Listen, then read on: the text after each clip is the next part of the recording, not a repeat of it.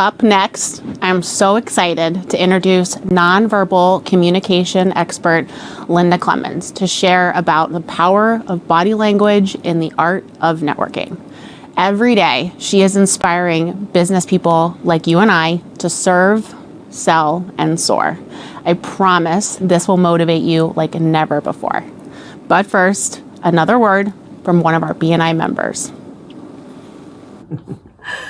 We will sell your house for the highest price. We will help you buy a home that's really nice. Buddy, you're pre-approved, now it's time to make a move. Smile on your face, you're in your happy space. Sending us referrals all over the place. Saying we are best home ever, your realtor forever. Hi everyone, I'm Maria Tramato Horwitz. And I'm Josh Horwitz. And we are your residential realtors, a part of Keller Williams Palm Beaches. That's right. And we're part of the Network Link chapter down here in sunny South Florida. And what we're looking to accomplish here with everybody is to connect with all the real estate agents around the globe so we can really set up a nice network here between all of us and get that cross-chapter referrals going. Absolutely. So remember, for all your real estate dreams, call the Best Home Ever team.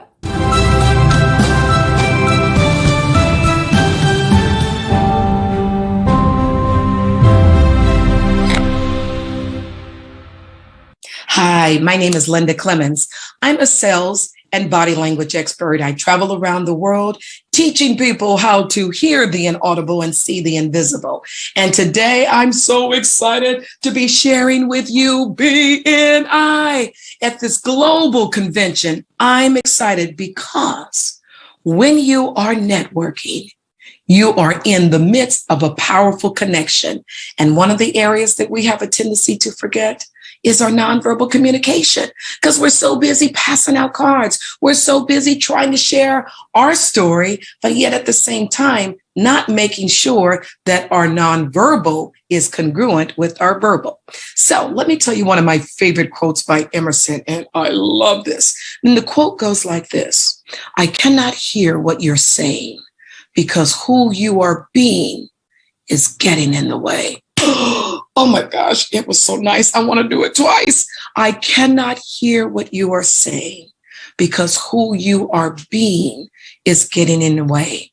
Many of you probably heard the phrase that goes like this: action speaks louder than words. And if my late granny was here, she would say this: child, I hear you talking, but I don't see you walking. So if your words and your nonverbal and your tonality are not in agreement, here's a soundbite for you. If all three don't agree, then there's a disconnect between you and me. So let's talk about the power of body language in networking. People don't talk to us about that. Yes, there are great books out there. And of course, our leadership had mentioned it in his book as well. Thank you, Dr. Ivan. We appreciate you. But let's take a deeper dive in the time that we have. Are you ready? So here's what I want you to write down. I'm going to give you some numbers here. Write down the number 5. Write down 5. Write down number 4. Write down number 3. Number 2, and number 1. So let's talk about the 5. Linda, what are the 5 things you're going to talk about in relationship to body language? And I want you to think about this and listen to me. Come closer. Listen to me. 5 areas that are very critical in nonverbal communication. As an expert, what I'm watching are the 5 areas. Number 1, your face. Write that down. So what do you mean by the face? We've got 43 facial muscles in our face. Now, here's the thing. Some of you are those little analytical folks, and you're going to Google that. Here's the deal. Google will tell you 42, but Google didn't count the tongue.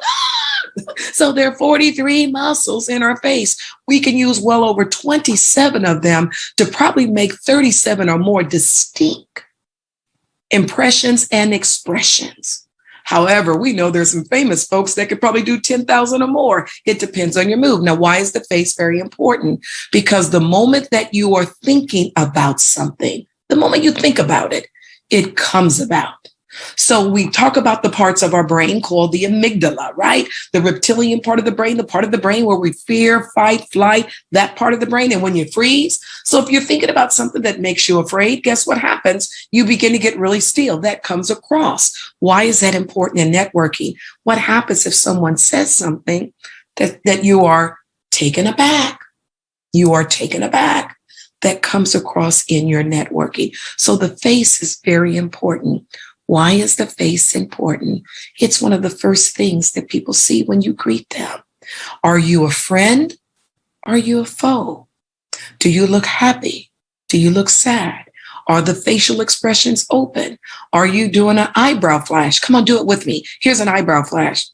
It's kind of like my rock, right? The eyebrow flash. And the eyebrow flash, when it happens, say, for example, both eyebrows go up. Wow, that's really neat. Tell me more. Wow, what a pleasant surprise. If one goes up, let me really think about that. So your facial expressions are very, very important. So that's the first one. The other one is the arms. The arms. I'm going to give you a virtual hug right now. The arms are very important. Why am I talking about the arms? Because quite often, many of us, when we're talking and sharing in a networking surrounding our environment, your personality or your baseline, and I'm going to use words and I'll tell you what they are. Baseline is who you are under normal circumstance without any stress. So it's just who you are, your norm, your being. So what happens if we're in a networking group and we're all supposed to be open, be it live or virtual? If your arms are like this, you're thinking, wow, gee whiz, the person's a little closed off, a little detached. How do you be open in a networking environment and you're closed? Duh. So being aware of the arms. Now, here's what I watch for when I'm looking at arms. In working with law enforcement, working at FBI in my audience, and all kinds of individuals from large companies, from leaders and all of that. I'm looking at the arms and I'm looking at finger constriction. Watch this. So the arms are folded. What if someone said something that made you a little disturbed or hit a nerve or upset? I'm watching the fingers. When the fingers tighten up on the arms, that's like you're holding back, perhaps getting a little upset. So that's what I watch for, not just always the folded arms, which means you're closing off a power zone, but I'm watching the restriction and the tension as to how you hold that arm. That indicates where your temperament is. Wow, no one's ever told us that. So now we talked about the face, the arms. Another area that is so important are the hands. There's power in your hands. When you welcome someone, we don't welcome people like this. Welcome. We open our hands and we expose the palms. For those of you who watch TED Talk presentations, some of your most successful TED Talk presenters expose their palms well over 400 times in an 18-minute span period. Why are the palms important? It shows you're being authentic, truthful, and transparent. Do you know there was a study that shows unless you are a sociopath, a psychopath, a pathological liar, it's very difficult to expose the palms for extended period of time while you're talking if you're not telling the truth. So the moment that you begin to be deceptive, the palms will begin to disappear. Let me give you a good example. Let's say all hands are on deck. Well, all hands are on deck. That means we're sitting at a table, having a great meeting, and then someone walks in the room and says, what happened to the report? I worked on the report for a month. It was on the table. Did someone mistakenly take the report? And those that didn't will go, well, no, I didn't see a report. You see a report? Notice the hands go up. I didn't see a report. But what if the person who did take it, all of a sudden, the hands come off the table and they go in their lap? Wow. Think about a little kid, or if you have children, or by the way, how many of you have children? Have you ever been a child before? All the hands should go up. It's all of us. And just imagine when the mommy comes in and says, who took the last cookie? Even though the crumbs are all over their face, guess what the child will do? They'll have the cookie is eaten and gone, but they'll hide their hand. Why is that important when you're in a networking group and everyone's sharing and connecting, and you're sharing about your products and services, and you're telling them, well, here's what our product will do. And then, of course, a question is asked of you, well, you know what? What about this? I heard about this. Well, what if this doesn't work? If you are not being authentic and transparent, the brain, the amygdala, It's not going to go down with you. It's not going to lie with you. It's not. And so it sends a signal to every part of the body. And when you start talking about prices, when you're opening, your palms are open, it says, we've got the best package, the best benefits, the best deal, the best service. Look at you. You're in it. You're excited about it. Then all of a sudden, someone says to you, well, tell me about your price. Is your price the best price? And let's say it's the end of the month and you need a sale by all means. And then all of a sudden you say, well, our price is, then your palms would start to go in. So you want to be authentic. Write this word down, tap. Think of tap dancing. T as in Tom, A as in Apple, P as in Paul. And here's what the acronym stands for. Showing up truthful. Showing up in your authentic self. And guess what the P stands for? It'll show up in the proof. So when you're truthful and authentic, it shows up in the proof. So when you're talking, speak from the heart. If you're speaking from the heart level, from the belly button area, it's very critical in showing the palms, because the moment that the palms are not displayed, it sends a signal to the brain. So we talked about the face, we talked about the arms, we talked about the hands. The other area, and you're number 5, let's get to number 4, is your legs. Your legs, your legs. You cannot see my legs, but you see me dancing, see me happy, but you cannot see my legs. Why are the legs important? Because the legs are attached to the feet, and the feet and the legs do not lie. The farther a body part is from the brain, the more truthful it is. Imagine you are in a networking circle when you come together and you all are talking. You can always tell the person who is ready to leave the group because their feet will be slightly pointed towards the door because the brain is saying, let's get up out of here. I'm ready to go get something to eat or do something else. So I'm looking at the feet. Do you know that over 90% of us, when we go to the dentist, we cross our legs when the dentist lies us back to start working, like, oh my gosh. And there was a study that was done out of 2,000 people in a sales situation. All the customers who did not buy, out of 2,000 people, 2,000 out of 2,000, what they noticed, that their legs were crossed at the ankles. Oh my goodness. Why are you saying this, Linda? Because the crossed legs can also indicate and represent folded arms. I'm not interested. I don't care. And quite often we don't want to display that we're not interested. So we may not fold our arms visibly in front of everyone else. But guess what you're doing under the table? Now, am I going to look at you under the table? Your legs are folded at the ankles. No, I'm not going to do that. But it's an indicator that someone could be holding on to their preconceived thoughts or notions and a little bit closed off. So watch the legs and the feet. And the last area, and my number 5, is body angle. Body angle is so important. And let me tell you why. I'm going to talk to you about the power zones. So stay with me here. So when you're networking and you're communicating, here are some power zones. And by the way, it's a bonus that I'm giving you. Why? Because you're part of the BNI family. Okay, Linda, focus up. Okay, here are your power zones, the throat area. This little dip right here is called the suprasternal notch.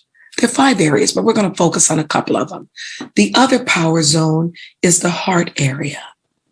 The third one is the belly button, the navel. Okay. And the other area is the reproductive area.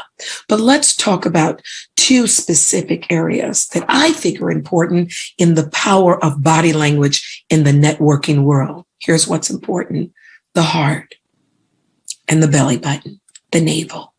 Why is the heart important? When you speak from the heart, look at my hands as I'm talking. When I'm speaking from the heart, oh, you touch me from the bottom of my heart. I love you. When you speak from the heart, the hands are exposed. You're speaking from a truthful, authentic place. Why is the belly button important? The navel. Our first connection to another human being was through the umbilical cord. So when you turn away, watch me, and I'm having a networking, great conversation with you, and you're just sharing all the great information that can help me, my business, help me personally. But at the same time, I'm appearing to be interested. Look at my head. Yeah, that sounds good. Michaela, that sounds good. Sam, that sounds good. Nate, look what I just did. I'm breaking the connection when I turn away. Wow. Instead of being heart to heart, belly button to belly button, I'm breaking the connection. So your body angle is critical in networking and nonverbal communication, because watch what happens when I do this. So what do you think about this? Do you want to go out to dinner? Do you want to go to the party? Do you want to go to the next business meeting? And I'm going to introduce you to some people. There are going to be some great people there, Linda. What if I go like this? No, I don't want to go. See what I just did when I turned off my body language. I don't even have to say a word. Say you ask me that question. Do you want to go? Have you seen a child do that? Have you seen a spouse or adult go like, I don't want to talk about it? You are breaking the connection. So body angle is very, very important. Remember those 5 things. Put them in your notebook, in your power networking book, if you will, because you are a master connector. Now, the other thing I want to talk to you about really quickly in our time that we have is the 4 in reading nonverbal communication all over the world. Here is your quick lesson. You're going to love it. Knowing a person's baseline, we spoke of that earlier. Baseline is who that individual is under normal circumstance without any stress. So if someone behaves a certain way and you may not know that person, and someone else says to you, oh, that's just Linda. That's just Charlie. That's just Michaela. That's just Nate. Well, I don't know, because it takes 4 to 7 seconds to make the great first impression. And if you lose that first impression, people don't tell you what happens to the remaining 20 minutes. I'm trying to validate that that first impression is indeed the real thing, because my brain is still telling me, is this person a friend or foe? We only hear about the initial impression, the 4 to 7 seconds. Wow. So knowing a person's baseline, building rapport so you can see how they are in their comfortable, stress-free state. Now let's get into the 4 C's. I normally give 3 C's. I normally do. All my clients, all my corporations, only I give the 4 C's to some of my favorite people. That's you. So here are the 4 C's in reading nonverbal communication. Your first C is to read them in clusters. And when I say clusters, I'm saying more than one movement. Look for more than one movement. So if I came on my presentation after the wonderful introduction and I'm doing my entire presentation like this, you're like, she's a bit closed off. But what if I start doing this? Okay. And then next thing you know, my niece brings me a jacket. Oh my gosh, Linda was cold.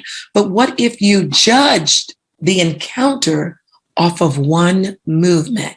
How often do we do that? That's when all the biases come in, because the way a person looks, their skin color, the way they act, sometimes we judge. Always remember this. There's always a story behind the person as well as an emotion that's attached to it. So reading nonverbals in clusters, finding 1, 2, 3, 4, or 5 or more that are congruent to what you first see is very important. Don't misjudge someone. The other C is congruency. And when I say congruency, in the power of networking and the power of body language, congruency is very critical. What does it mean? Here, the words, the tone, and the nonverbal. Think about it. Words, tone, nonverbal. If all 3 don't agree, then there's a disconnect in the message between you and me. Say it again now. Say it with me. If all 3 don't agree, then there's a disconnect in the message between you and me. And the disconnect is if I'm saying, watch this. Yes, I want to do the deal. Yes, I want to do the deal. That's a disconnect. Do you want to, are you in the deal? Are you excited about it? I'm leaning in, and all of a sudden, yes, I'm in the deal. And I said back, wow. So if the words and the tone and the nonverbal, if all 3 don't agree, then there's a disconnect in the message between you and me. So we talked about clusters. We talked about congruency. And let's talk about context. And here's the context. Imagine that you're going to the doctor and you're planning to have surgery. This is just a hypothetical situation. And then on the day of the surgery, then the doctor walks in in his or her pajamas. Yo! But first of all, we know the hospital won't allow it, but work with me here. The doctor walks in his and her pajamas, and you're thinking, well, wait a minute, doc, where are the scrubs? Where's the mask? Because it's out of context. Wow. The part of the world that I'm in, it's very warm. And if I'm dressed in winter gear in the summer, for example, or in the fall, if I'm dressed in winter gear, it's out of context, as if, unless I'm in a warm place, running around in a swimsuit, and I'm here in the Midwest and there's 6 inches of snow outside. So look for something if it's out of context, right? Okay, those are your 3 C's. And you're thinking, wait a minute, Linda. You said you loved us. Yes, I do. You said you promised us the bonus C. Well, here's the bonus C. The bonus C is culture. There's a saying that goes, when in Rome, do as the Romans do, because you want to fit in and not stand out.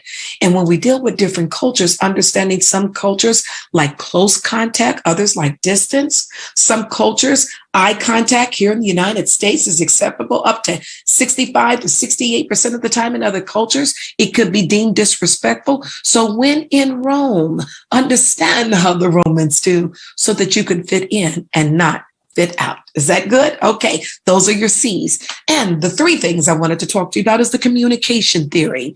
Many people have heard it before, the study that was done by Dr. Maharabi. And in his study, even though many have challenged it, and that's fine, that's what the world is all about, right? That's how we grow. But he said in this 50-year-old study, longer than that, he said that our words are 7% of our communication. 7%. What happens if we speak a different language? Wow, that percentage is gone. But your words are so important. The words are so powerful. Some of the powerful words, one is mother, the most revered word in the world. The other one, the most isolated word in the world is alone. And the most rejected word in the world is saying no. Your words are important. Every actor in Hollywood is waiting right now, the script, with the right words. Your words can bring about peace. Your words can bring about chaos. Your words are important. And ladies and gentlemen, my brothers and sisters, my BNI family, once the words are out, you can't retrieve them. So be aware of your words and the intent to empower, to enrich, to equip, to elevate. Let those be your words. 7%. According to the study, 38% of our communication is tonality. There's a saying that goes, it's not what you say or how you say it.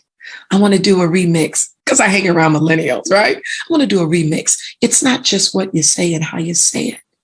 It's what they hear. If I said to you, I saw Steve and Sandy at the mall the other day and they were alone, you're not thinking anything of it. But if I did this, I saw Steve and Sandy at the mall the other day, and they were alone. Same words, but different tone. And the tone can literally change the message 180 degrees. The tone, I remember growing up, my mom would say, young lady, the tone that you're using, the tone is critical. 7% words, 38% tonality, and 55% is your nonverbal. So wow, the tone and the nonverbal, about 93% of our communication is showing up nonverbally. So again, if all 3 don't agree, then there's a disconnect in the message between you and me. The 2 is you and I connecting, heart to heart, thoughts to thoughts.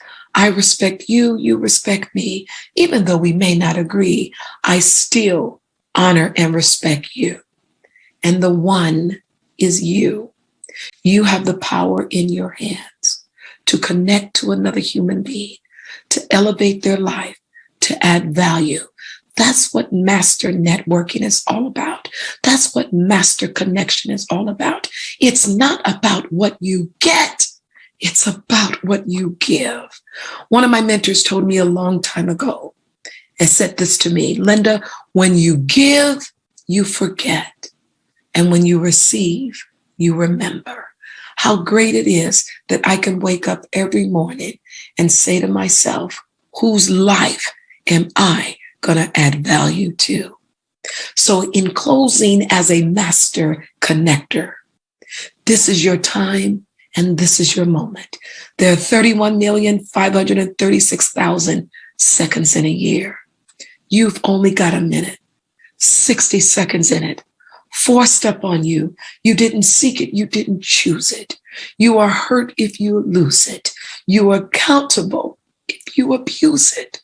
It's only a tiny little minute, but the rest of your future is in it. Please go out and make the connection of a lifetime. I thank you.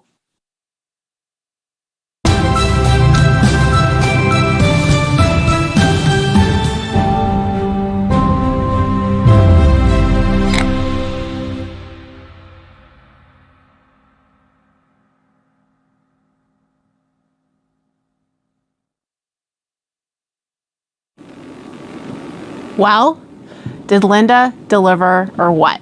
And think all of that and not a single slide. Well, you now have 2 masterclass sessions under your belt, which means you are well on your way to earning your Master Connector certification. Quick reminder, to officially earn your certification at Global Convention, all you need to do is participate in 5 sessions and schedule 5 one-to-ones. You've got this. If you have any questions at all, check out the tutorial video on the Master Connector certification by clicking on the More button at the top of the page and then Master Connector certification. All right, let's take a quick break, get up, move around, but don't go too far because you don't want to miss Dr. Meisner. He is up next with Networking for Success.